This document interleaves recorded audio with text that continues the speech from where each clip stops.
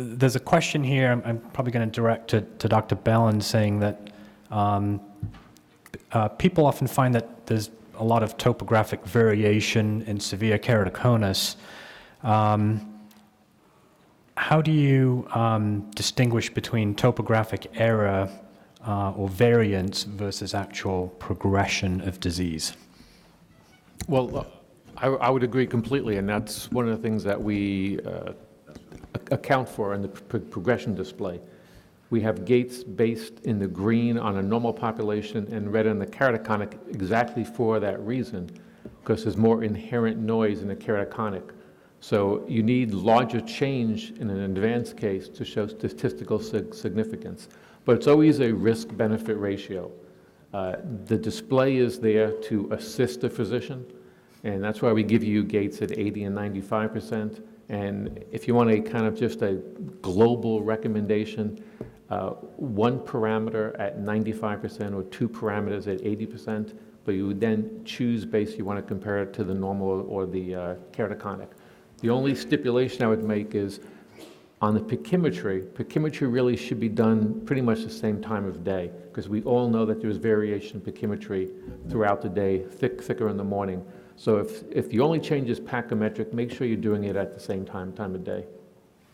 And as a follow-up to that, with the ABCD progression display, is it, when do you decide to treat? When the parameters cross the 95% interval for keratoconus, or is it just a change, a progressive change?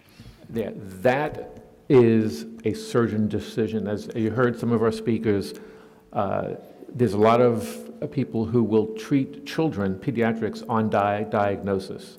Others will watch and look for change. So again, that depends on the risk of what you are advocating and the risk of the patient. So again, the display doesn't tell you what to do. It's just there to help.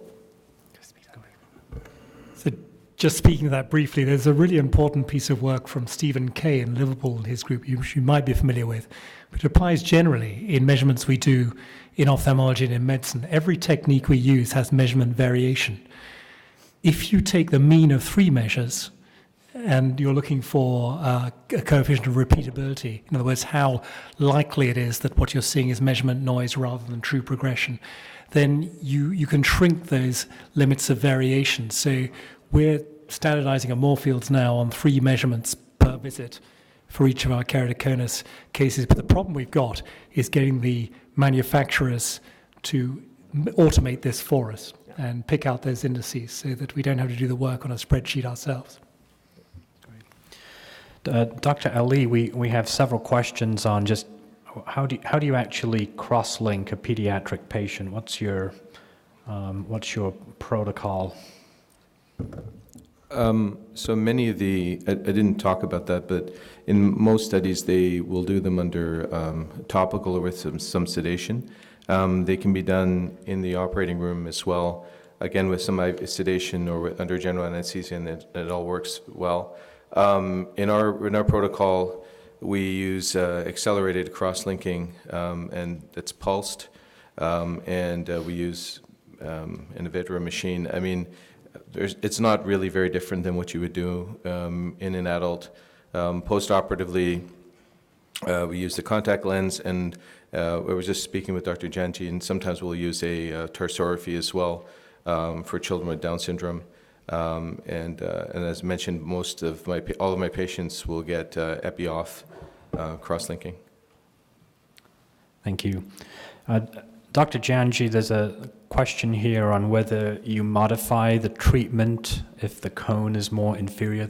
Do you modify the UV lamp deposition? No, not for now.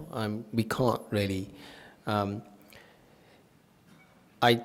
So there's no way you can modify these things on the current Vidro machines that are available to us. But yes, as I mentioned on my last slide, customized cross-linking just directed at the cone, that would be a really useful thing to do, and specifically in post-LASIK ectasias where the cones are usually inferior. And if you were to decenter, do you worry about the limbal stem cells? No, I don't. I have never seen a case with limbal stem cell deficiency after cross-linking. And I know folks back in Melbourne, where I did my fellowship, they used to sometimes use a sponge to cover the limbus, but I've never used that, never had a case with limbal stem cell deficiency. Debbie, there's a similar question for scleral lenses that, do these, is there concern for these contributing to stem cell failure? And also, is it a problem if you fit these for corneas that have compromised endothelial function?